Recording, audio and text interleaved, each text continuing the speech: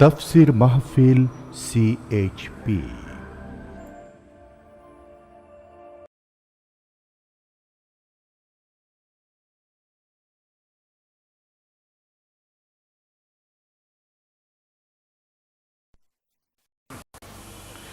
আল্লাহ পাক বলছেন ওয়ামা হাদিহিল হায়াতুদ দুনিয়া ইল্লা লাহুন ওয়া লাইবুন ওয়া ইন্নাদ দারাল আখিরাতা লাহিয়াল হায়ানু লাউ কানু ইয়ামালুন। এই দুনিয়া হচ্ছে নিছক খেল তামাশা, এটা আর কিছুই নয়। জীবনের প্রকৃত আবাসস্থল হচ্ছে আখিরাত। এই দুনিয়া একটা মোহ, এই মোহের পেছনে মানুষেরা ঘুরছে, বিবি বাল বাচ্চা এর পেছনে ঘুরছে।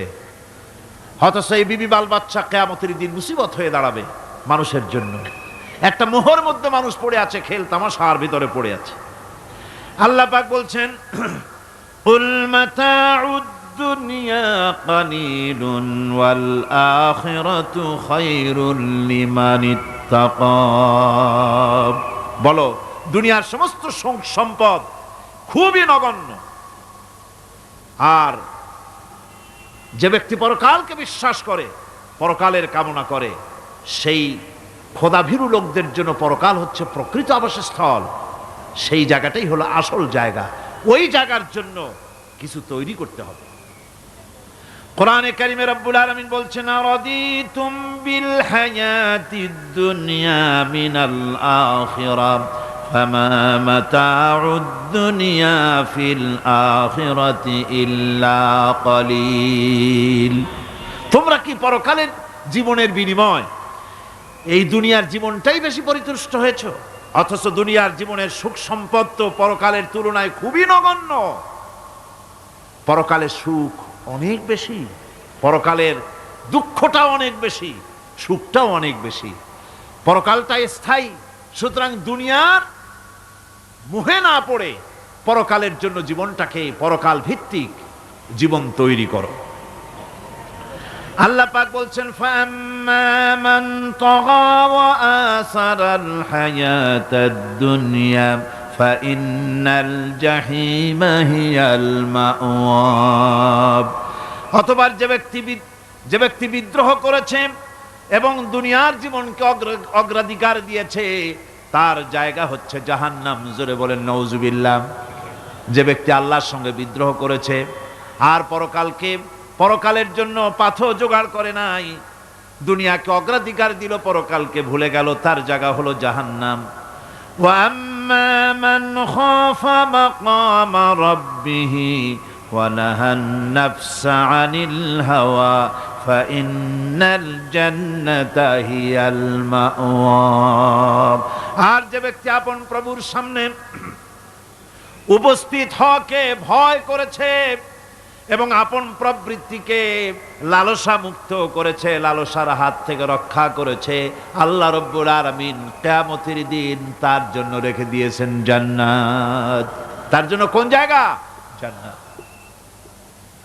আমাদেরকে পরকাল ভিত্তিক জীবন যাপন যদি করি, তাহলে কবরের জবাবগুলি খুব আসান হবে। আর যদি পরকাল ভিত্তিক জীবন যাপন না হয়, কবরটা মুসিবত হয়ে যাবে। হযরত ওসমান রাদিয়াল্লাহু তাআলা আনহু কবরের কাছে গিয়ে খুব কাঁদতেন। সাহাবায়ে কেরাম প্রশ্ন করেছেন, হুজুর, রাসূল করিম সাল্লাল্লাহু আলাইহি সাল্লাম যখন জান্নাত ও জাহান্নামের ওয়াজ করেন, তখনও তো এত বেশি আপনি কাঁদেন না, যত বেশি কাঁদেন কবরের কাছে এসে, কারণ কি?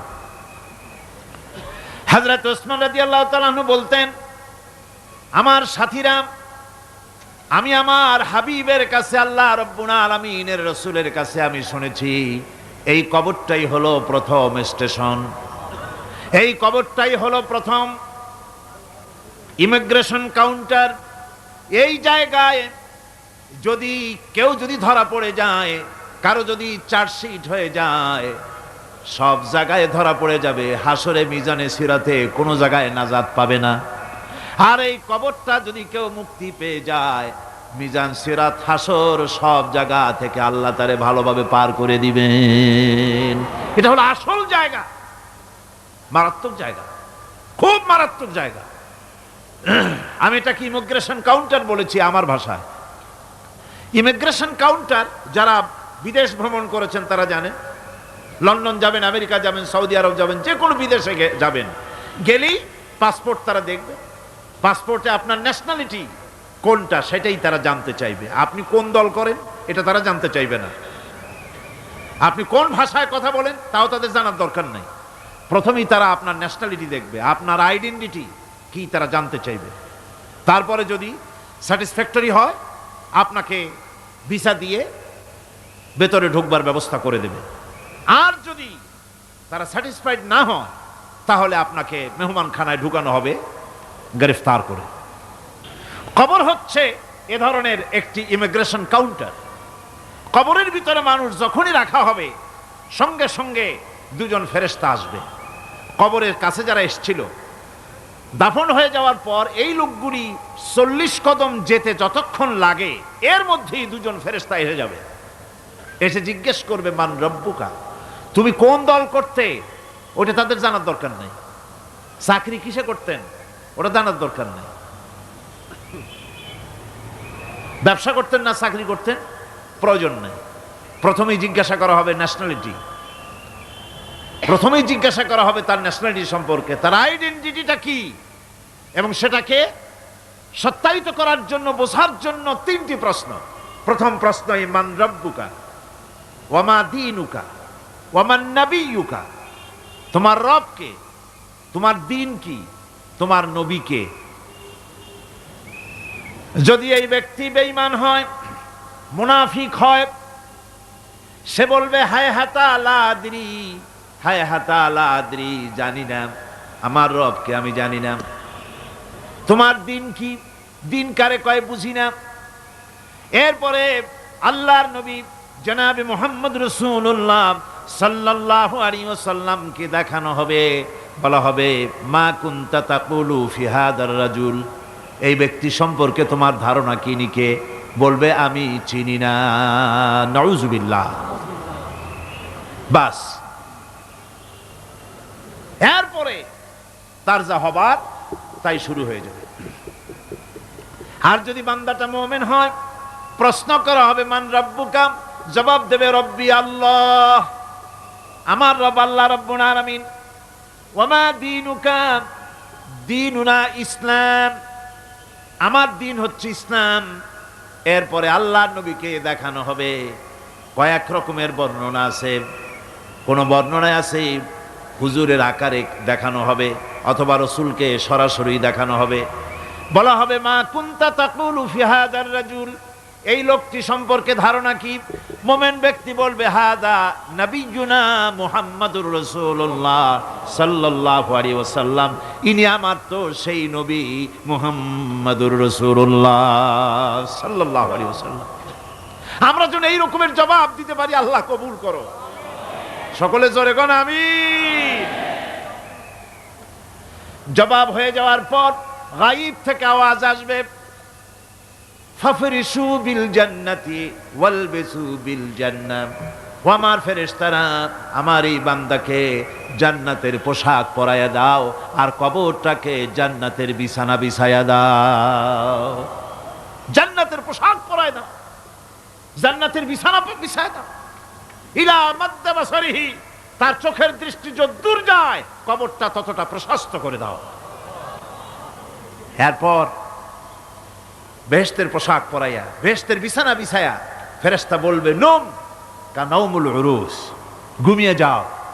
দুলামিয়া যেমন বাসর সজ্জায় নতুন বউ নিয়ে আরামে ঘুমায়, এরকম আরামে ঘুমায় যাও। ইলা ইয়াউমিল কিয়ামা, কিয়ামত পর্যন্ত ঘুমায় থাকো, আরামে ঘুমিয়ে থাকবে। এরপরে সিংগায় ফুৎকার হবে, সিংগার ফুৎকারের আওয়াজে তার ঘুম ভেঙে যাবে। বলবে ইয়া ওয়াইলানা মান বাআসানা মিন মারকাদিনা, হায় আফসোস, আমার এত আরামের ঘুম থেকে কে আমাকে জাগ্রত করলো, আমার ঘুমটারে নষ্ট করলো কে। আওয়াজ আসবে হাদা মা ওয়াদার রহমান ওয়া সাদাকাল মুরসালুন, এটা হচ্ছে রহমানের সেই ওয়াদা, আর মুরসালিনরা নবীরা সত্য কথাই বলেছিলেন, সেই কিয়ামত অনুষ্ঠিত হচ্ছে। আমার বন্ধুগণ, সেজন্য এই দুনিয়ার মোহে পড়ে থাকলে পরে দুনিয়ায় যারা অগ্রাধিকার দিবে দুনিয়াকে পরকালের তুলনায়, জবাব দিতে পারবে না কবরের ভিতরে গিয়া। আর যারা পরকালকে অগ্রাধিকার দিবে, দুনিয়ার চাইতে পরকালকে বেশি অগ্রাধিকার দেবে, আর আল্লাহর ভয় কলিজার ভিতরে রাখবে, কবরের জবাব সঠিকভাবে দিতে পারবে, কিয়ামতের দিন আল্লাহ রাব্বুল আলামিন তাদের জন্য জান্নাত দান করবেন। জোরে বলেন আমিন। দুনিয়াটা হচ্ছে দুনিয়া যেখানে আমরা আসি। আমি আগেই বলেছি দুনিয়া হচ্ছে আদনা শব্দ থেকে এর উৎপত্তি হয়েছে। তুচ্ছ, নিকৃষ্ট, এটার দাম নাই, এটার মূল্য নাই। হযরত ইবনে কাইয়িম রাহিমাহুল্লাহ নওয়ারাল্লাহু মারকাদাহু ওয়া জাআলাল জান্নাতা মাথওয়াহু, হযরত ইবনে কাইয়িম তিনি বলছেন, সুন্দর করে বলছেন দুনিয়া সম্পর্কে, মা মাদা ফিদ দুনিয়া আহলামুন ওয়া মা বাকিয়া মিনহা আমানি ওয়াল ওয়াক্তু বাইনাহুমা দায়ুন। মা মাদা ফিদ দুনিয়া আহলামুন, জীবনের যে অংশ ফেলে এসেছি সেটা আজ একটা স্বপ্ন।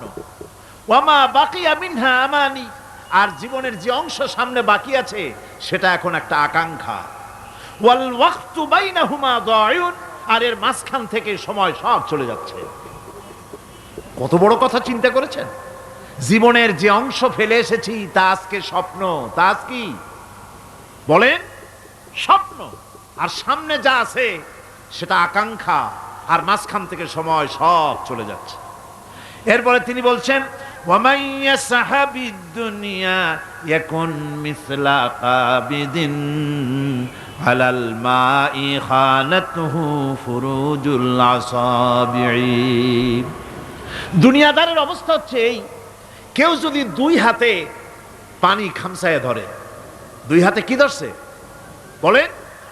দুই হাতে পানি খামসায় ধরেছে, খুব মজবুত করে ধরেছে, 2 মুঠ পানি। বলেন থাকবে কতটুকু? কতটুকু থাকবে?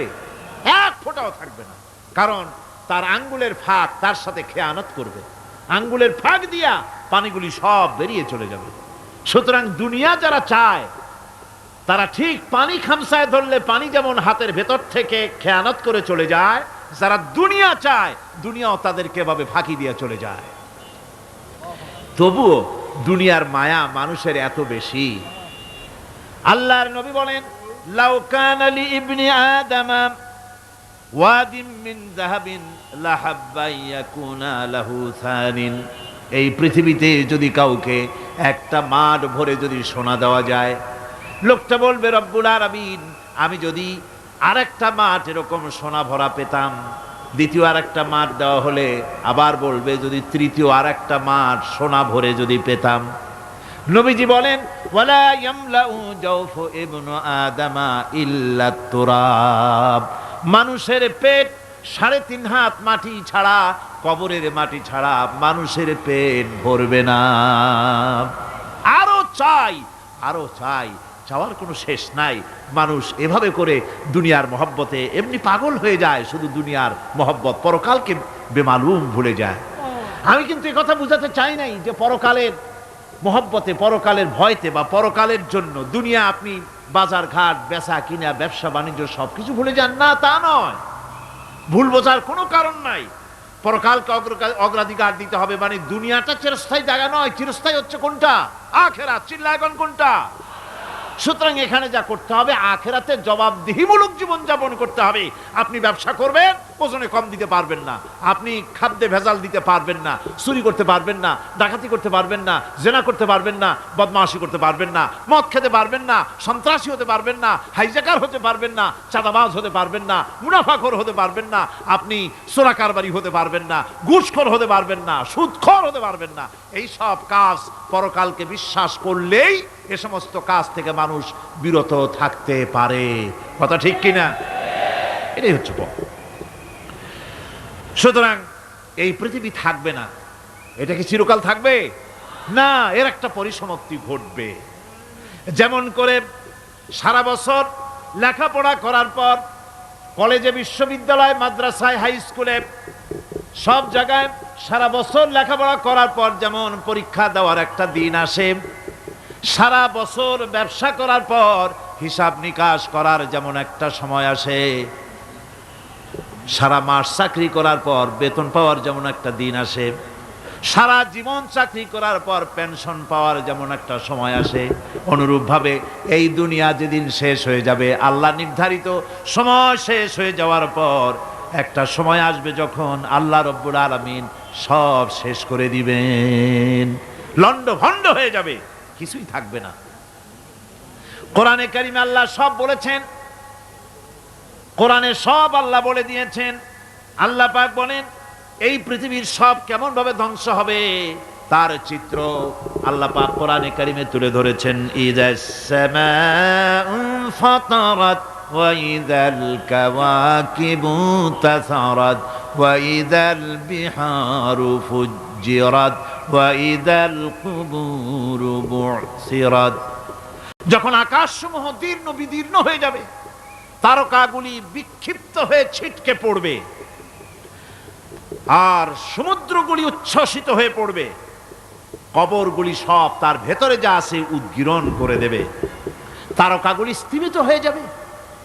এরপরে সমস্ত আকাশগুলি কাতাইয়িস সিজিল্লিল কুতুব, কিতাবের পৃষ্ঠার মতো একটার পরে একটা ঠাস ঠাস করে পড়তে থাকবে, চূর্ণ বিচূর্ণ হয়ে ভেঙে চুরে একাকার হয়ে যাবে। পাহাড়গুলিকে উড়িয়ে দেওয়া হবে, চন্দ্র এবং সূর্য একাকার হয়ে যাবে। আল্লাহ রাব্বুল আলামিন বলেন ফাইযা বারিকাল বাসার ওয়া খাসাফাল কমার ওয়া জুমিআশ শামসু ওয়াল কমার। চক্ষু যখন বিস্ফারিত হয়ে যাবে, চাঁদ যখন তার আলো হারিয়ে ফেলবে, সূর্য যখন তার আলো হারিয়ে ফেলবে, চাঁদ আর সূর্য সব একাকার হয়ে যাবে, সেই সময়ের অবস্থাটা কি চিন্তা করো। মানুষ হয়রান হয়ে দৌড়াদৌড়ি করবে। ওয়াহুমিলাতিল আরদু ওয়াল জিবালু ফাদুক্কাতা দাক্কাতান ওয়াহিদা। জমিন এবং পাহাড়গুলির মধ্যে আল্লাহ রাব্বুল আলামিন সংঘর্ষ বাঁধিয়ে দিবেন, পাহাড়গুলি ভেঙে চুরে টুকরা টুকরা হয়ে যাবে, পাহাড়গুলি উঁচু করে জমিনের উপরে আছাড় মেরে আল্লাহ রাব্বুল আলামিন ভেঙে চুরে চুরমার করে দিবেন। সুবহানাল্লাহ। ওয়া তাকুনুল জিবালু কালইনিল মানফুস, পাহাড়গুলো পেঁজা ধোনা তুলার মতো করে উড়িয়ে দেওয়া হবে, পাহাড় উড়ে যাবে। সুবহানাল্লাহ পড়ো। পাহাড় পাথরের তৈরি করা পাহাড়, এই পাহাড়গুলি তুলার মতো হয়ে উড়বে কিভাবে? আমি এই দৃশ্য নিজের চোখে কিছুটা হলেও দেখছি। আজ থেকে 10 দিন আগে আমি ইতালি সফর করে এসেছি। ইতালির রাজধানী রোম। রোম প্রাচীন সভ্যতার লালন ভূমি। কোরআনে কারিমে সূরায় রোম রয়েছে, এই রোম সেই রোম। এখানের বাদশার কাছে রাসূল করিম সাল্লাল্লাহু আলাইহি সাল্লাম হেরাক্লিয়াসের কাছে চিঠি পাঠিয়েছিলেন, সেই রোম। 12 থেকে 15,000-এর মতো বাংলাদেশি মুসলমান সেখানে আছে। জুমার দিন, যেদিন আমি গেলাম তার পরের দিনই জুমা ছিল। জুমার নামাজ পড়লাম ভ্যাটিকানের কাছেই বিশাল মসজিদ, ইউরোপের ভিতরে সবচাইতে বড় মসজিদ এটা। রোম ইসলামের দুশমনদের রাজধানী। সেইখানে যখন আজান হচ্ছে আশহাদু আন্না মুহাম্মাদার রাসূলুল্লাহ, আমার অনুভূতির কথা আপনাদেরকে বোঝাতে পারবো না, কি অনুভূতির সৃষ্টি হয়েছে আমার ভেতরে। ভ্যাটিকানের পোপ এক পাশে, কিছু দূরেই ভ্যাটিকান, ওটা হচ্ছে গোটা পৃথিবীর সমস্ত খ্রিস্টানদের কাবা, ভ্যাটিকান। তার পাশেই বিশাল মসজিদ, সেখানে নামাজ পড়লাম। চিন্তার ভেতরে আসলো আল্লাহ রাব্বুল আলামিন তার হাবিবের নাম, তার তাওহীদ, তার রিসালাতকে কিভাবে বিশ্বময় ছড়িয়ে দিলেন। আবু জাহেল চাইছিল মুহাম্মদ সাল্লাল্লাহু আলাইহি ওয়াসাল্লামকে স্তব্ধ করে দেবে মক্কার জীবনেই। কত বদনাম, সাহের, কাহেন, কাজ্জাব, শায়ের, নাউযুবিল্লাহি মিন যালিক, কত গালাগালি করলো। আর আল্লাহ শোনালেন, হাবিব চিন্তার কোনো কারণ নাই, ওয়া রাফা'না লাকা যিকরাক, আমি আপনার প্রশংসা বিশ্বময় ছড়িয়ে দেব। সুবহানাল্লাহি ওয়া বিহামদিহি। রোম প্রোগ্রাম শেষ করে আমাকে তারা নিয়ে গেল, যেটা আমি বলছি সফর কাহিনী শোনাবার সময় এটা না, যেহেতু এর সঙ্গে প্রাসঙ্গিক সেই জন্য বলছি। পাহাড় কেমনে তুলার মতো হয়ে উঠবে তার নজির দেখেছি। রোম শহর থেকে 300 মাইল দূরে, 300 কিলোমিটার দূরে নেপোলিয়ান বোনাপার্ট তার বাড়ি, এবং ওটা তার নামে একটা প্রভিন্স।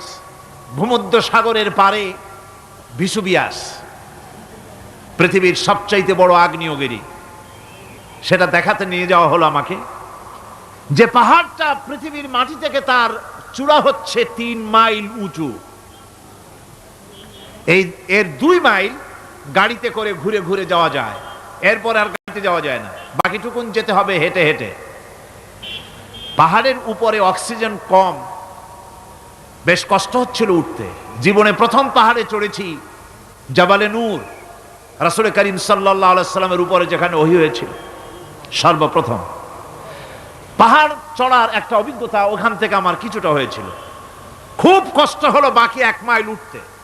যখন ভিসুবিয়াসের একদম শীর্ষে চলে গেছি, সেখানে গিয়ে আমার সাথে 15-20 জন লোক ছিল। আমি নিজেই আল্লাহু আকবার বলে আমার গলা থেকে আওয়াজ বেরিয়ে গেল। আমি দেখতে পেলাম ভিসুবিয়াসের শীর্ষে বিশাল গর্ত। আমার মনে হয় গর্তটা এই মাঠের 1/4 হবে। এই মাঠের 1/4 হবে গর্তটা। সেই গর্তটার গভীরতা হচ্ছে 1.5 কিলোমিটার। এইখান থেকে পাথরগুলি উত্থিত হয়েছে, আগ্নেয়গিরি পাথর আগুনে গলে লাভা হয়ে এগুলি পাহাড় বেয়ে উপচে পড়েছে, চতুর্দিকে 12 মাইল ছড়িয়ে গিয়েছে। আমার মনে পড়লো ওয়াকুদুহান নাসু ওয়াল হিজারা, জাহান্নামের আগুনের ইন্ধন হবে মানুষ আর পাথর। আমি সেখানে সেজদায় পড়ে গিয়া কানলাম আর বললাম, আল্লাহ জাহান্নামের আগুন হারাম করে দিও আমাদের জন্য। পাথর কিভাবে গললো, গলে পাথরগুলি গলে পুড়ে চতুর্দিকে পড়েছে আর ছিটকেছে, চতুর্দিকে ছিটকে পড়েছে। সেই পাথরগুলি ছিটকে ছিটকে যেগুলি পুড়ে পড়েছে সেগুলিকে দূরে সাদা রঙের বলে মনে হয়, কোনোটা সাদা কোনোটা কালো, মনে হয় যেন তুলার মতো হয়ে পড়ে আছে চতুর্দিকে। 1944 সনে তৃতীয়বারের মতো ভিসুবিয়াস অগ্নিগিরি যে অগ্নি উৎপাত করে, তাতে আশেপাশের 12 মাইল এলাকা এফেক্টেড হয়ে যায়। পাথরগুলি গলে এভাবে বিধ্বস্ত করে দিয়েছে। এখান থেকে এখানে জোহরের নামাজ, আসরের নামাজ আমরা পড়লাম, আল্লাহর কাছে খুব দোয়া করলাম। এখনো ধোঁয়া উঠতেছে, এখনো পাহাড়ের ফাটল দিয়ে ধোঁয়া উঠছে। একজন হাত দিয়ে আমাকে বলল যে খুব গরম লাগে ধোঁয়াগুলি।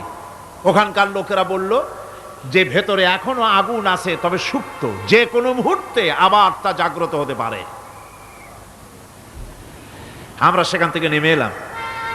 একটু কিছু দূর গিয়েই সেখানে হলো পম্পেই শহর। এই পম্পেই শহরটা হচ্ছে ঈসা আলাইহিস সালামের জন্মের 2000 বছর আগে এই শহর তৈরি হয়।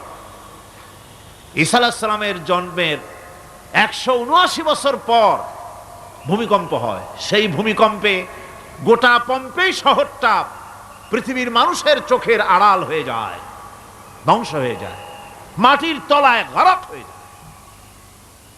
আজ থেকে 200 বছর আগে মাটি খনন করতে গিয়ে এই শহর আবিষ্কৃত হয়। পুরা শহরটা খুঁড়ে তারা বের করেছে। 180 হেক্টর জমিনের উপরে এই বিশাল শহর।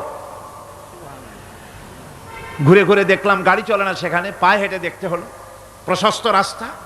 আজ থেকে 4000 বছর আগের মানুষেরা রাস্তা বানাতে জানতো পাথর দিয়ে, এবং রাস্তার দুধারে তাদের ছিল ফুটপাত, পানির ব্যবস্থা, নগরায়নের সব রকমের সুযোগ সুবিধা। তারপরে সেখানে বিচারালয়, এরপরে দোকানপাট, বাজারঘাট, সবকিছুর ব্যবস্থা রয়েছে। বিশাল বিশাল পাথরগুলি দিয়ে পিলার তৈরি করা। ভাবলাম এই পিলারগুলি, এই পাথরগুলি তারা কিভাবে ক্রেন ছাড়া এত উপরে উঠালো কি করে, আমার মাথায় আসলো না। পাথর কেটে কেটে সুন্দর সুন্দর অঙ্কন শিল্প তারা করেছে। এরপরে ঘুরতে ঘুরতে বাদশার রাজার বাড়িতে গিয়ে ঢুকলাম, সেখানে গিয়ে দেখলাম উলঙ্গ এত মূর্তি পাথরের তৈরি করা, পাথর কেটে কেটে দেওয়ালে যৌন যৌন মিলনের এমন কোন অশ্লীল ছবি নাই যা তারা সেখানে তৈরি করে নাই।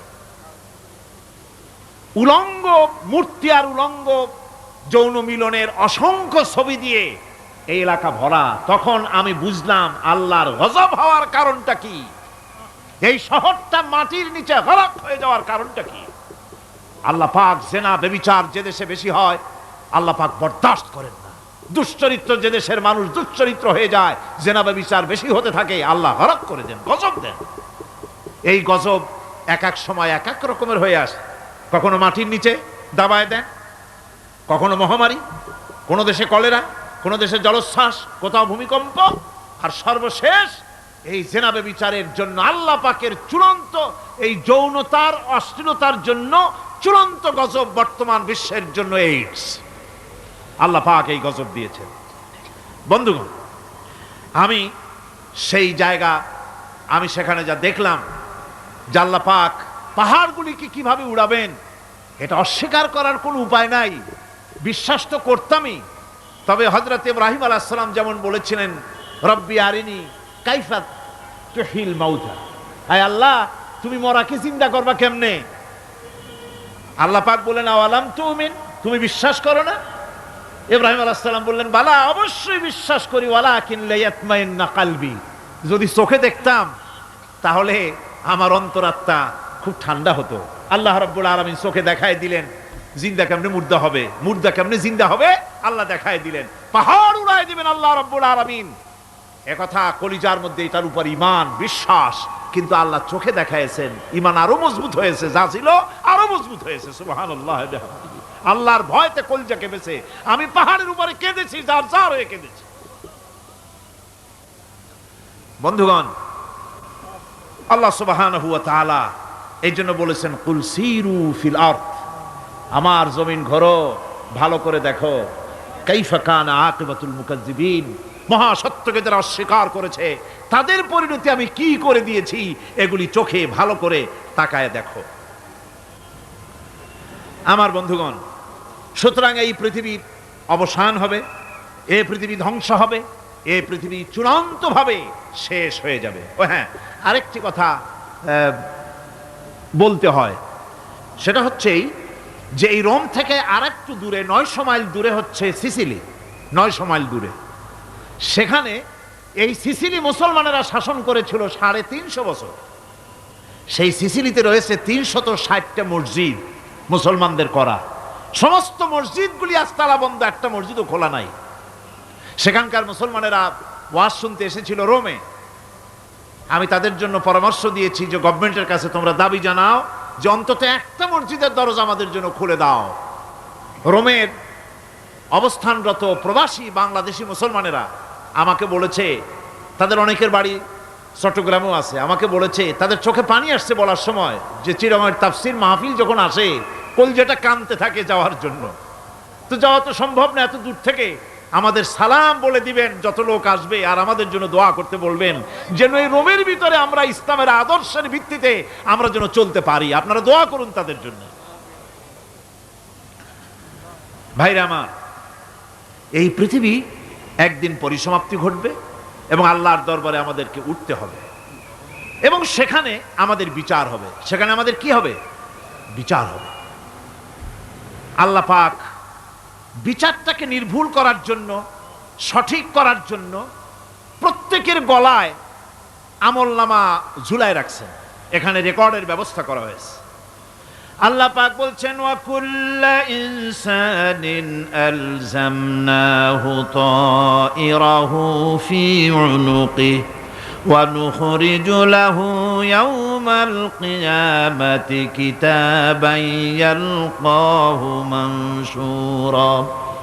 আল্লাহ পাক বলেন প্রত্যেকের ভালো মন্দ কর্মফল, কর্মলিপি আমি তার গলায় ঝুলায় রেখেছি। কিয়ামতের দিন সে নিজের কাছে স্পষ্ট সব দেখতে পারবে, কোনো জিনিস বাদ পড়বে না। তার গলায় তার আমল নামা ঝুলানো আছে, সব রেকর্ড হতেছে। আমরা যা করছি সবগুলি রেকর্ড হয়ে যাচ্ছে। বর্তমান বিজ্ঞানীরা আবিষ্কার করেছে যে মানুষের শরীরের ভিতরে ডিএনএ আছে, রক্তের ভিতরে ডিএনএ, এটা একটা কোড। মানুষের রক্তের ভিতরে ডিএনএ আছে। যেমন তার ব্রেনের ভিতরে কতগুলি কোষ আছে, এক একটা কোষ এক এক ধরনের কাজ করে, অনুরূপভাবে তার শরীরের ভিতরে রক্তের ভিতরে ডিএনএ আছে। এই ডিএনএটা কি? এই ডিএনএটা হচ্ছে, এই ডিএনএ একটা কম্পিউটারের মতো কাজ করতেছে। লোকটা কি করবে, কোথায় যাবে, সে ভালো হবে মন্দ হবে কি হবে, সব তার ডিএনএর মধ্যে রেকর্ডকৃত আছে। এটা বোঝার জন্য একটা সুন্দর দৃষ্টান্ত দেওয়া যায়। যেমন এই কাগজটাকে আপনারা মনে করুন একটা গাড়ির একটা ব্লুপ্রিন্ট, একটা গাড়ির ব্লুপ্রিন্ট। এখানে লেখা আছে গাড়ি কিভাবে তৈরি হবে। এই কাগজটা নিয়ে ঘরের মধ্যে রেখে দিলেন। এখন এই কাগজটা থেকেই অটোমেটিক গাড়ির উইন্ডো তৈরি হলো, শিল তৈরি হলো, গাড়ির বডি তৈরি হলো, চেসিস তৈরি হলো, টায়ার তৈরি হলো, ইঞ্জিন তৈরি হলো, ব্যাটারি তৈরি হলো, পেট্রোল নিল, আর কোনো রকমের ড্রাইভার ছাড়াই গাড়ি চলতে আরম্ভ করলো। এই কথাটা যদি মনের মাথার মধ্যে আনতে পারেন যে এটা কিভাবে হইতে পারে, এতে লেখা অনুযায়ী যেভাবে হওয়া যদি সম্ভব হয়, অনুরূপভাবে মানুষের রক্তের ভিতরে ডিএনএ এরা আবিষ্কার করেছে। এর ভিতরে মানুষের ভালো মন্দ, কোথায় যাবে কি করবে, সব কিছু এর মধ্যে রয়েছে। কোরআনে কারিমে আল্লাহ রাব্বুল আলামিন, আমি গত বছরও বলছিলাম যে বিজ্ঞানের আবিষ্কার যত বাড়বে, কোরআন বোঝা মানুষের জন্য তত সহজ হবে। কোন সুবহানাল্লাহ। কোরআন বোঝা মানুষের জন্য তত সহজ হবে।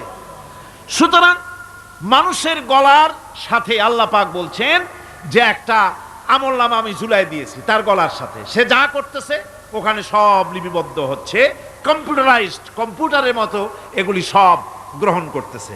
এগুলি কিয়ামতের দিন তার সামনে হাজির করা হবে। কিয়ামতে যখন আমলনামা তার সামনে দিয়ে বলা হবে, ইকরা কিতাবাকা কাফা বিনাফসিকাল ইয়াওমা আলাইকা হাসিবা, তাকে বলা হবে নিজের কর্মলিপি নিজেই পড়ো, আজ তুমি তোমার নিজের হিসাব নিতে যথেষ্ট। বন্ধুগণ, এই মাহফিলে যত লোক আমরা বসে আছি, আমরা আমাদের হিসাব নিতে যথেষ্ট না আরেকজন লাগবে? কোন আমরা যথেষ্ট কি না? কথা বোঝেন নাই। আমি বলতে চেয়েছি এটা, আমরা যদি এখন চোখ বুঝে চিন্তা করি যে পিছনের জীবনে কি করেছি, মনে পড়বে নাকি পড়বে না? বলেন সবাই, পড়বে কি পড়বে না? ছোটবেলায় কবে পায়ের নিচে কাটা ফুটেছিল, কবে কোথায় আছাড় খেয়েছিলেন, কবে কার বেল তাল আম কাঁচা আম চুরি করে খেতে গিয়ে কিল খেয়েছিলেন, তাড়া খেয়েছিলেন, তাকে এখন মনে নাই? আছে। তাহলে কিল, ওই তাল বেল চুরি করতে গিয়ে যে কিলটা খাইছিলেন সেটাও মনে আছে, ভালো মন্দ সব মনে আছে। তাহলে কোন হোটেলের রুমে কি করছিলেন, কোন স্কুলে কোন কলেজে কি করছিলেন, তারপরে জীবনে ছোট বড় ঘটনাগুলি চোখ বুঝতে মনে পড়বে না?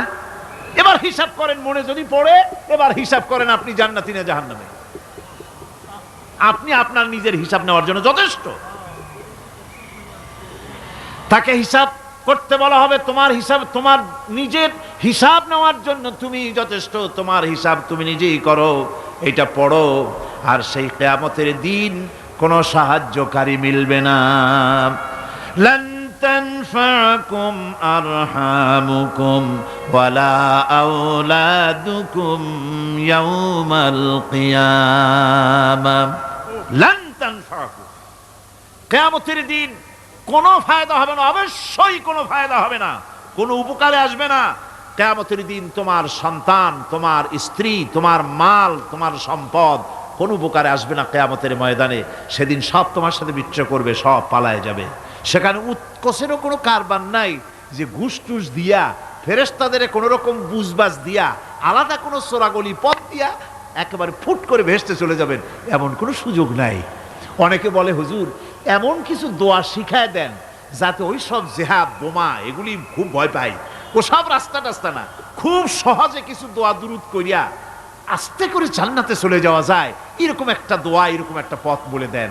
আমি বলি, ভাই এরকমের কোন চোরাগলি আমার রসুল আবিষ্কার করতে পারেন নাই, আল্লাহর পয়গম্বরের ওই ধরনের কোন পথ আবিষ্কার করতে পারেন নাই। সেখানে কিয়ামতের দিন কাউকে উৎকোচ গ্রহণ করার কেউ নাই, উৎকোচ দেওয়া যাবে না। আর উৎকোচ দিবি না বা কি, আপনার কাছে কিছু নাইও, থাকলেও নেওয়ার কেউ নাই। এই দুনিয়ায় ফাঁকিবাজি করে বহুত কিছু করা যায়, কিন্তু কিয়ামতের মাঠে এগুলি কিছুই চলবে না।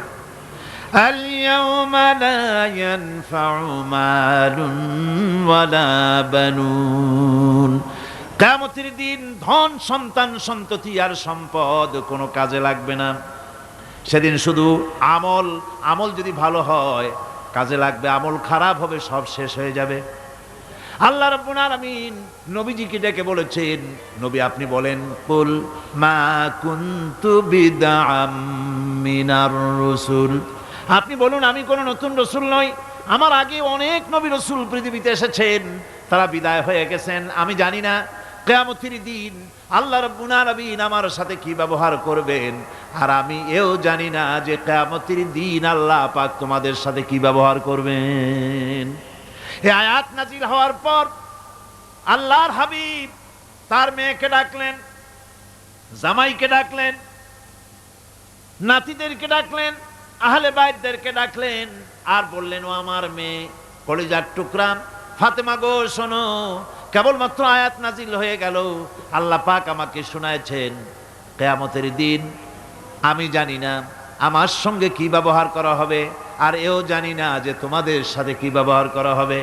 ও আমার কলিজার টুকরা মেয়ে ফাতেমা, কিয়ামতের দিন মুহাম্মদ সাল্লাল্লাহু আলাইহি সাল্লামের মেয়ে এই হিসাবে তোমার নাজাতের ফয়সালা হবে না। ও আমার কলিজার টুকরা নাতি হাসান আর হোসেন, কিয়ামতের দিন মুহাম্মদ সাল্লাল্লাহু আলাইহি সাল্লামের নাতি হিসাবে ফয়সালা হবে না। ও আমার জামাই হযরতে আলী, কিয়ামতের দিন আমার জামাই হিসাবে নাজাতের ফয়সালা হবে না। আমল যদি ভালো হয় ফয়সালা ভালো হবে, জান্নাতে চলে যাবে। আমল যদি খারাপ হয় কার নাতি কার জামাই দেখা হবে না। সুবহানাল্লাহ। কঠিন কিয়ামতের মাঠ। এই পরকালের বিশ্বাস যদি কলজার মধ্যে ঢোকে মানুষ ভালো হয়ে যাবে। কোন সুবহানাল্লাহ। আপনাদের দৃষ্টিতে পারবে, কথার জবাব যে দিলেন না। পুলিশে কি মানুষের চরিত্র ভালো বানাইতে পারবে? পুলিশের চরিত্র ভালো বানাবে কেডা? সেটাই তো কথা। মানুষের চরিত্র যাতে ভালো থাকে, মানুষের জন্য খারাপ কাম না করে সেজন্য পুলিশ যাতে খারাপ কাম না করে সেজন্য আরো একটা ডিপার্টমেন্ট আছে না, তারা যাতে খারাপ কাজ না করে সেজন্য আর একটা আছে। এন্টি করাপশনের আবার এন্টি করাপশন আছে, তার উপর আবার এন্টি করাপশন আছে। এন্টিটার অভাব নাই। সুতরাং পুলিশ দিয়া, বিডিআর দিয়া, আর্মি দিয়া মানুষের, দেশের, জাতির চরিত্র ভালো বানানো যায় না। রাসূলুল্লাহ এ দিয়ে বানান নাই, এটা ইসলামের নিয়ম নয়। পুলিশ দিয়া, আর্মি দিয়া দেশের মানুষের চরিত্র ভালো বানানো যায় না। চরিত্র ভালো বানানো যায় কেবলমাত্র পরকালের ভয় দিয়া। কিসের ভয় দিয়া? ওই যে মক্কার জীবনে ওই সমস্ত মানুষগুলি যারা চুরি করত, ডাকাতি করত, জেনা করত, বদমাশি করত, যারা শয়তানি করত, যারা মানুষকে খুন করত, এই মানুষগুলি এত ভালো হয়ে গেল, যারা চুরি ছেড়ে দিল, ডাকাতি ছেড়ে দিল, জেনা ব্যভিচার ছেড়ে দিল, এত ভালো হয়ে গেল, পৃথিবীর মধ্যে সেরা মানুষ তারা হয়ে গেলেন। জোরে বলেন সুবহানাল্লাহ। নবীর সাহাবীরা পৃথিবীর শ্রেষ্ঠ সন্তান, নবীর সাহাবীরা পৃথিবীর সেরা মানুষ, তাদের চাইতে সেরা মানুষ নবীদের পরে আর কেউ হতে পারে না। জোরে কোন সুবহানাল্লাহ। নবীর পরে পৃথিবীতে শ্রেষ্ঠ মানুষ কারা? সাহাবায়ে কেরাম রিদওয়ানুল্লাহি তাআলা আলাইহিম আজমাইন। ওনারা তো কুফরের মধ্যে ছিলেন, শিরকের মধ্যে ছিলেন, চুরি, ডাকাতি, জেনা, ব্যভিচার এমন কোন পাপ নাই যা করা হয়নি। তারপরে যখন আল্লাহর নবীর কাছ থেকে তাওহীদ, রিসালাত ও আখিরাতের দাওয়াত পেলেন, কি সোনার মানুষ এক একজন হয়ে গেলেন। সুবহানাল্লাহ। যারা ছিলেন নারীর সতীত্বের জম, তারা হয়ে গেলেন নারীর সতীত্বের পাহারাদার। যারা মানুষের মাল চুরি করত, ডাকাতি করত, তারা রাতভর মানুষের মালের পাহারা দিল, মানুষের রক্তের পাহারা দিল। সুবহানাল্লাহ বিহামদি। রক্ত সম্পদের পাহারা দিল। রাসূল বললেন, খাইরুল কুরুনে কারনি, সর্বশ্রেষ্ঠ যুগ তো আমার যুগ। বন্ধুগণ, এরপরে একটা জীবন আসবে ওই কিয়ামতের ময়দানে। এই পরকালের বিশ্বাসটা গুরুত্বপূর্ণ ব্যাপার। আমাদের সব কিছুর হিসাব দেওয়া লাগবে।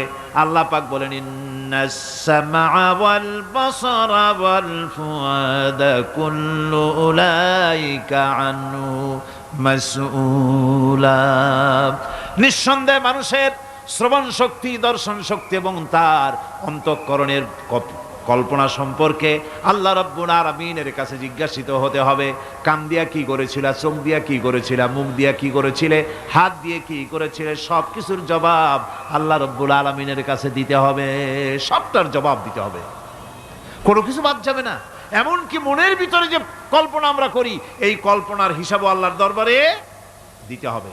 কোরআনে কারীম বলছেন, ওয়া ইন তুবদু মা ফি আনফুসিকুম আও তুখফুহু ইউহাসিবকুম বিহিল্লাহ। মনের ভিতরে তুমি যেটা কল্পনা করো সেটা প্রকাশ করো, অথবা তুমি গোপন রাখো, যাই তুমি করো না কেন আল্লাহ রাব্বুল আলামিন এর হিসাবও তোমার কাছে নেবেন। ফায়াগফিরু লিমান ইয়াশাউ ওয়া ইউআযযিবু মান ইয়াশাউ ওয়াল্লাহু আলা কুল্লি শাইইন কাদির। মহান আল্লাহ পাক বলেন, করার পর তোমার মনের ভিতরে কি কল্পনা করেছিলে ওইটার হিসাব আমি নেব। হিসাব নেওয়ার পর যারে খুশি ক্ষমা করে দেব, যাকে খুশি শাস্তি প্রদান করব। সব কিছুর উপরে আল্লাহ রব্বুল আলামিন শক্তিমান, সব তিনি করতে পারেন, সমস্ত কুদরত রয়েছে তার। সুতরাং মানুষদেরকে, আল্লাহর বান্দাদেরকে বিশ্বাস করতে হবে যে আমার কোনো কথা বাদ যাবে না। কথাগুলি রেকর্ড হচ্ছে, কথা রেকর্ড হচ্ছে। আমি যে ওয়াজ করতেছি এই কথাগুলি রেকর্ড হচ্ছে নাকি হচ্ছে না? অনেক টেপ রেকর্ডার রেকর্ড হচ্ছে, অডিও ভিডিও হচ্ছে। আজ থেকে 50 বছর পর যদি এই রেকর্ড বাজানো হয়, আমাকে যদি বলা হয় যে আপনি অমুক জায়গায় অমুক কথা বলেছেন, আমি যদি বলি না আমি কথা বলি নাই, তারপরে যদি রেকর্ড বাজানো হয়, তাহলে আমি কথা যে বলি নাই যদি বলি, তাহলে এটা ধরা পড়বে না? সেখানে ধরা পড়বে না? তাহলে এই মানুষের কথা প্লাস্টিকের ফিতায় রেকর্ড করে 50 বছর, 100 বছর, 200 বছর, 500 বছর যদি প্লাস্টিকের ফিতায় এটাকে চলচ্চিত্র করে অথবা টেপ রেকর্ডারে করে যদি ধরে রাখা যায়, এই বুদ্ধিটা কে দিলেন কন্ত দেখি?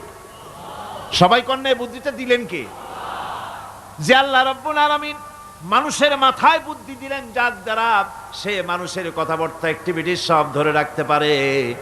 সে আল্লাহ রাব্বুল আলামিন বুঝি আপনার আমার কথা এবং আপনার আমার অ্যাক্টিভিটিসকে তিনি বুঝি ধরে রাখতে পারবেন না কিয়ামত পর্যন্ত?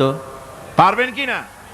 সেজন্য রাব্বুল আলামিন বলেন, মা ইয়ালফিযু মিন কাওলিন ইল্লা লাদাইহি রাকীবুন আতীদ। সমস্ত কথা রেকর্ড হচ্ছে। সুবহানাল্লাহ কোন জোরে! সমস্ত কথা রেকর্ড হচ্ছে, একটা কথাও বাদ যাবে না। মুখ আছে বলেই কথা বলবেন তা না, হিসাব করে কথা বলতে হবে। গীবত গাওয়া যাবে না, মিথ্যা কথা বলা যাবে না, মিথ্যা ওয়াদা করা যাবে না। মিথ্যা ওয়াদার তো মৌসুম এসে গেছে। কি কোন বোঝেন কথা? হ্যাঁ, মিথ্যা ওয়াদার মৌসুম এসে গেছে। এখন মৌসুমে বাহার, মিথ্যা বলার। কত সুন্দর সুন্দর ওয়াদা, সোনা দিয়া রাস্তা বানায় দেব। অভুক্ত মানুষদের বলা হয় না খেয়ে মরবেন না, কিন্তু কি খেয়ে মরবে তাও কয় না। আমরা যদি যাইতে পারি তাহলে মটকির মতো রসগোল্লা বানায় দেব, গরুর গাড়ির চাকার মতো জিলাপি বানায় দেব। খাইতে গিয়ে হা করে চিত হয়ে থাকবে। কত রঙিন রঙিন কথা। মিথ্যা ওয়াদার সময় এসে গেছে। ভাইরা আমার, পরকাল যদি বিশ্বাস করে সেই ব্যক্তি কিছুতেই মুখ আছে বলেই যা খুশি বলবে না, পরনিন্দা করবে না, পরচর্চা করবে না, হাত আছে বলেই যা তা লিখবে না। ঘটনা হইল একটা, লিখলো আর একটা। কলম একটা আছে বলেই যা খুশি তা লেখা যায় না, মুখ আছে বলেই যা খুশি তা বলা যায় না, চোখ আছে বলেই যা খুশি তা দেখা যায় না। গরু খাওয়া জায়েজ করা হয়েছে বলে গরুর লেজ থেকে মাথা পর্যন্ত পাইকারি দরে সব খাওয়া যায় না। গরু খাওয়া হারাম না হালাল? হালাল। পাইকারি দরে লেজ থেকে মাথা পর্যন্ত সব খাওয়া হালাল না, ওর মধ্যে আল্লাহ কিছু হারাম রেখে দিছে, সেগুলোকে বাইসে খাইতে হবে। আল্লাহ দেখতে চান পাইকারি দরে জম্মের খাওয়া খাও না আমার হারামগুলি বাদ দিয়ে খাও, নিষেধ করাগুলি বাদ দিয়ে খাও।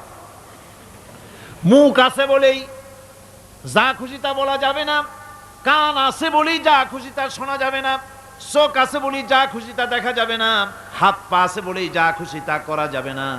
সবটার পেছনে আল্লাহ রাব্বুল আলামিনকে ভয় করা লাগবে। মহান আল্লাহ রাব্বুল আলামিন বলে, বান্দারে তোমার সমস্ত কার্যাবলী এমনকি তোমার চাহনিটা পর্যন্ত কার দিকে কি নিয়তে তাকায়ছো কেউ জানে না, আমি আল্লাহ রাব্বুল আলামিন জানি। ওয়ায়ালামু খায়নাতাল আয়ুনি ওয়া মা তুখফিস সুদূর।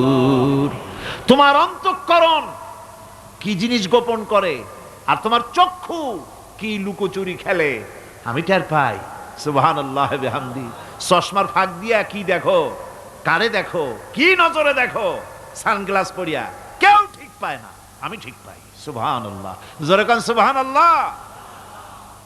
সুতরাং চোখের নজরের হিসাব হবে, হাতের কাজের হিসাব হবে, পায়ের চলার হিসাব হবে, আপনার বলার হিসাব হবে, মুখে যা বলেছেন যা করেছেন হাত পাও দিয়ে যা করেছেন সবকিছুর হিসাব হবে কিয়ামতের দিন। আল্লাহর দরবারে সবকিছু উপস্থিত হবে, কোনো জিনিস বাদ পড়বে না।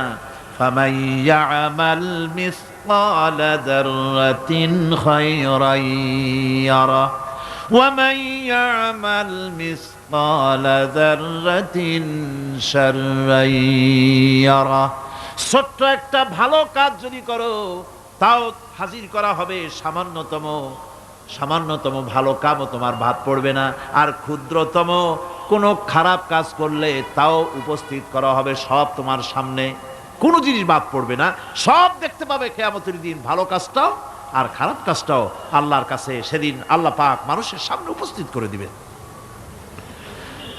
আল্লাহ পাক বলছেন সেদিন এই জমিন তার ভিতরে যা লুক্কায়িত ছিল জমিন সব বের করে দেবে। কান্নাহুম জারাদুম মুনতাশির। টিড্ডি ফড়িংগুলি পোকাগুলি মাটির থেকে যেমন বেরোয়, এ মাটির ভিতরে যা আছে কিয়ামতের দিন সব মাটি বের করে দেবে। ইযা যুলজিলাতিল আরদু জিলজালাহা ওয়া আখরাজাতিল আরদু আসকালাহা ওয়া ক্বালাল ইনসানু মা লাহা। এ জমিনকে ঝাঁকি মারা হবে প্রবল এক ঝাঁকুনি, প্রবল এক ঝাঁকুনিতে এ পৃথিবীর মধ্যে যা কিছু আছে সব বেরিয়ে যাবে। সুবহানাল্লাহ কইতে ইচ্ছা করে না মিয়ারা? এক ঝাঁকুনিতে পৃথিবী সব বের করে দেবে। মানুষ হয়রান হয়ে বলবে কি হয়েছে, এ মাটির হলোটা কি? আমার বন্ধুগণ, মানুষ হয়রান হয়ে গিয়ে বলবে মাটির কি হলো? আল্লাহ রাব্বুল আলামিন বলেন ইয়াউমাইযিন তুহাদ্দিসু আখবারাহা বিআন্না রাব্বাকা আওহালাহা। জমিনের উপরে যা ঘটেছে জমিন তা সব বের করে দেবে, সব প্রকাশ করে দেবে। আর এটা এই জন্য হবে যেহেতু তার রবের হুকুম হয়েছে, তার রব হুকুম করেছে বের করে দে। জমিনের ভিতরে আছে যা সব বেরিয়ে যাবে, আকাশ ভেঙে পড়বে, পাহাড় উড়ে যাবে, জমিনের ভিতরে যা আছে সব উপরে চলে আসবে, পৃথিবীতে সব শেষ, কিচ্ছু নাই, আকাশ নাই, পাহাড় নাই, সমুদ্র নাই, সব একাকার, চন্দ্র নাই, সূর্য নাই, তারকা নাই, গ্যালাক্সি নাই, মহাশূন্য নাই, সব শেষ। আল্লাহ রাব্বুল আলামিন সমস্ত ফেরেশতাদেরকে শেষ করে দিবেন, সকলের মওত হয়ে যাবে, কেউ আর থাকবে না, এমনকি হযরতে আজরাইল মালাকুল মউত তিনিও থাকবেন না, সব আল্লাহ রাব্বুল আলামিন মৃত্যু করে দিবেন। এরপরে আল্লাহ রাব্বুল আলামিন একা তিনি বলবেন ইয়া দুনিয়া, ইয়া দুনিয়া আইনা আনহারুকি, এ পৃথিবী তোর সেই সমুদ্রগুলি কোথায়, নদীগুলি কোথায়? ইয়া দুনিয়া আইনা আশজারুকি, হে দুনিয়া তোমার গাছগুলি কোথায়? এত বন বনানি, এত গাছ ছিল, ইয়া দুনিয়া আইনা জিবালুকি, এ পৃথিবী তোর জমিনে যত পাহাড় ছিল পাহাড়গুলি কই? যত স্বৈরাচার ছিল জমিনের উপরে, যারা স্বৈরাচারী মনোবৃত্তি নিয়ে মানুষ ধ্বংস করেছে, দেশ ধ্বংস করেছে, মায়ের বুক খালি করেছে, ওই স্বৈরাচারগুলি কই? কোনো জবাব নাই। আল্লাহ পাকের পরে বলবেন লিমানিল মুলকুল ইয়াউম, কার রাজত্ব? আজকে রাজত্বটা কার? আল্লাহ তিনবার আওয়াজ দিবেন, আজকে রাজত্ব কার? আল্লাহ পাক যখন তিনবার করে ডাক দিবেন, কোনো জবাব নাই, কোনো জবাব নাই। কে জবাব দেবে? আল্লাহ রাব্বুল আলামিনের সামনে কার ক্ষমতা আছে কথা বলার? কেউ তো নাই, সব শেষ। আল্লাহ পাক বলবেন লিল্লাহিল ওয়াহিদুল কাহ্হার, একমাত্র পরাক্রমশালী আল্লাহ রাব্বুল আলামিনের রাজত্ব আজ। সেই হাসরের মাঠে আমাদের সকলকে উপস্থিত হয়ে যেতে হবে। কেউ আমরা এখান থেকে বাঁচতে পারবো না, সবাইকে উঠতে হবে। অপরাধীরা সেখানে অসহায় হয়ে যাবে, অপরাধীরা অসহায় হয়ে যাবে। আল্লাহ পাক বলেন فَإِذَا جَاءَتِ الصَّاخَّةُ يَوْمَ يَفِرُّ الْمَرْءُ مِنْ أَخِيهِ وَأُمِّهِ وَأَبِيهِ وَصَاحِبَتِهِ وَبَنِيهِ। অবশেষে যখন কান ফাটানো আওয়াজ আসবে, এই আওয়াজ সেদিন মানুষ নিজের মা বাপ ভাই বোন সব থেকে বিচ্ছিন্ন হয়ে যাবে, সব একের থেকে আরেকজন পালায়ে যাবে, হারায় যাবে, কেউ কাউকে আর খুঁজে পাবে না। সেদিন ওই কিয়ামতের মাঠে বিভীষিকাময় দৃশ্য, মানুষ হয়রান হয়ে যাবে। মাথার এক হাত অথবা অর্ধ মাইল অথবা এক বিগত এতটুকুন উপরে ওই প্রকাণ্ড সূর্যটার তাপ আসবে, গুনাহগারের মাথার চান্দি ফেটে গিয়া মগজগুলি গলে গলে নাক কান দিয়ে বেয়ে পড়তে লাগবে, জিহ্বাটা কুকুরের মতো ঝুলে নাভিস্থল পর্যন্ত পড়ে যাবে, মাটিটা সূর্যের উত্তাপে তামার মতো গরম হয়ে যাবে, সারা হাসর জুড়ে আওয়াজ হবে পানি পানি পানি। মানুষেরা হয়রান হয়ে যাবে সে হাসরের ময়দানে। এই চরম কষ্টের ভিতরে আল্লাহ রাব্বুল আলামিন বলেন সেদিন দুটো ভাগ হয়ে যাবে। একদল মানুষের চেহারা আলোয় ঝলমল হয়ে যাবে, আর একদল মানুষের চেহারাগুলি কালো হয়ে যাবে। উজুহু ইয়াউমাইযিন মুসফিরাতুন দাহিকাতুন মুস্তাবশিরা ওয়া উজুহু ইয়াউমাইযিন আলাইহা গাবারা। আল্লাহ পাক বলেন এক শ্রেণীর মানুষের চেহারা হাস্যোজ্জ্বল ঝলমলে হয়ে যাবে, আর এক শ্রেণীর মানুষের চেহারাগুলি কালো হয়ে যাবে। তারহাকুহা কাতারা উলাইকা হুমুল কাফারাতুল ফাজারা। হাস্যোজ্জ্বল, স্বচ্ছন্দপূর্ণ, সুন্দর, উজ্জ্বল ঝলমলে চেহারা হবে ঈমান আনার কারণে, পরকালকে বিশ্বাস করার কারণে, আল্লাহ এবং রসুলের কথা অনুযায়ী জীবন যাপনের কারণে চেহারাটা উজ্জ্বল হয়ে যাবে। আর আল্লাহর নাফরমানি, রসুলের নাফরমানি, পরকালকে অস্বীকার করার কারণে কাফেরগুলির চেহারা, মুনাফিকগুলির চেহারা কালো হয়ে যাবে। তাদেরকে আলাদা করে দেওয়া হবে। আমতাজুল ইয়াওমা আইয়ুহাল মুজরিমুন, মুজরিমদেরকে আলাদা করে দেওয়া হবে, দুইটা ভাগ হয়ে যাবে। এই চরম অবস্থা সৃষ্টি হবে কিয়ামতের ময়দানে। সেদিন রাসূল করিম সাল্লাল্লাহু আলাইহি ওয়াসাল্লাম উম্মতের জন্য সুপারিশ করবেন। সেই সুপারিশ যেন আমাদের করতে পারেন সেজন্য আমাদেরকে তৈরি করতে হবে, সে ধরনের যোগ্য আমাদেরকে বানাতে হবে। বন্ধুগণ, এই পরকালীন জীবন, এর সম্ভাবনা, এটা যে হবে এবং সেই পরকালে আমাদের সকলকে যে উঠতে হবে, কিয়ামতে আল্লাহর কাছে জীবনের সব কিছুর জবাবদিহি করতে হবে, এই ভীতি সৃষ্টি করতে চায় আল্লাহ পাক মানুষের ভেতরে। আল্লাহ পাকের চাইতে মানুষের কল্যাণকামী আর কেউ আছে? চিল্লায় কোন আল্লাহর চাইতে, বিশ্ববাসীর সৃষ্টি জগতের কল্যাণকামী আল্লাহর চাইতে, রাসূলের চাইতে বেশি কেউ কি আছে? সে আল্লাহ পাক সব বলে দিলেন, ওপেন সিক্রেট করে দিলেন। সব গোপন ফাঁস করে দিলেন। কেমনে বিচার হবে, কেমনে কিয়ামত অনুষ্ঠিত হবে, কেমনে কি হবে, সব খুলে খুলে আল্লাহ পাক বলে দিলেন আমাদেরকে ভালো হওয়ার জন্য। কোরআনে কারীম বলছে লাইসাল বিররা আন তুওয়াল্লু বুজুহাকুম কিবালাল মাশরিকি ওয়াল মাগরিব। পূর্ব পশ্চিমে মাথা ঘুরানো, সার নত করা, মাথা ঘুরানো, মুখ ঘুরানো, এটাই কিন্তু সৎ কাজ এবং পুণ্যবান হওয়ার, সৎ কাজ করার, নেককার হওয়ার জন্য যথেষ্ট নয়, বরং ওয়ালাকিন্নাল বিররা মান আমানা বিল্লাহি ওয়াল ইয়াউমিল আখির। প্রকৃতপক্ষে সৎকারী মুমিন, ভালো কাজ করা, প্রকৃত মুমিন, সত্যিকারের ভালো মানুষ, সত্যিকারের ইমানদার হওয়ার জন্য 10টি কাজ লাগবে। কয়টি কাজ? 10টি কাজ লাগবে। সেই 10টি কাজের একটি কাজ গত বছর আপনাদের খেদমতে আরজ করা হয়েছে, 2টি বলা হয়েছে, বাকি আজকে বললাম আর একটা, হয়ে গেল 3টা। বাকি আছে কয়টা?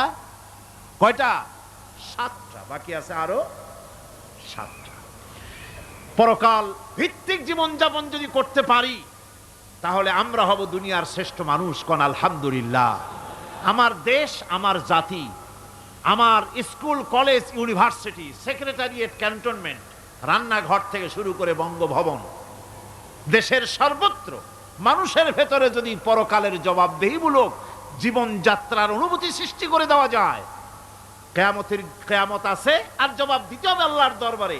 এই পরকালকে এভাবে বিশ্বাস করতে পারলে, ওইভাবে জীবন করতে পারলে দেশ সুখী হবে, সমৃদ্ধশালী হবে, বিপদ দূরীভূত হবে, অন্ধকারের আমানিশা দূর হয়ে গিয়ে পৃথিবীতে আবার সুন্দর সূর্য উদিত হবে।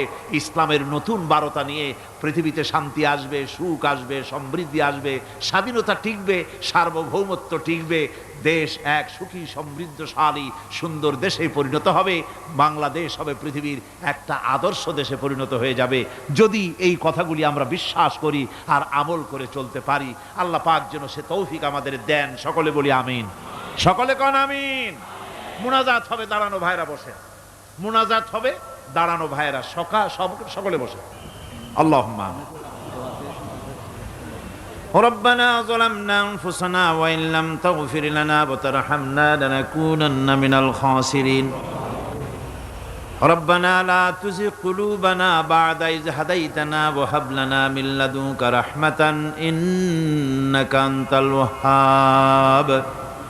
আয় আল্লাহ তাআলা, হাজার হাজার মুসলমান নরনারী দীর্ঘক্ষণ ধরে তোমার কোরআনে কারিমের আলোচনা শুনেছি, দরুদ ও সালাম পড়েছি, জিকির আজগার করেছি।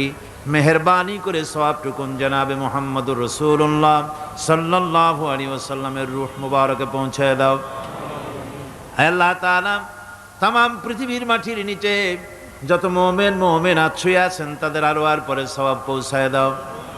রব্বুনা রবিন, আমাদের মধ্য থেকে মা বাপ যাদের দুনিয়া থেকে বিদায় হয়ে গেছে, কবরগুলিকে জান্নাতের টুকরা বানায়া দাও। রব্বির হামহুমা কামা রব্বায়ানি সগীরা। সকলে পড়েন রব্বির হামহুমা কামা রব্বায়ানি সগীরা। আয় আল্লাহ তাআলা, আমাদের পীর মুর্শিদ, আমাদের উস্তাদ, আমাদের ভাই বোন, আত্মীয় স্বজন যার যা মারা গেছে সকলকে ক্ষমা করে দাও। গোটা পৃথিবীতে আজকে যত মুসলমান বেঁচে আছেন সমস্ত মুসলমানদের গুনাহ খাতা মাফ করে দাও। সমস্ত মুসলমানদেরকে এক বানায় দাও, নেক বানায় দাও। মুসলমানদের জিন্দেগির গুনাহ খাতা মাফ করে দাও। রব্বানা তাকাব্বাল মিন্না ইন্নাকা আনতাস সামিউল আলিম ওয়া তুব আলাইনা ইন্নাকা আনতাত তাওয়াবুর রহিম।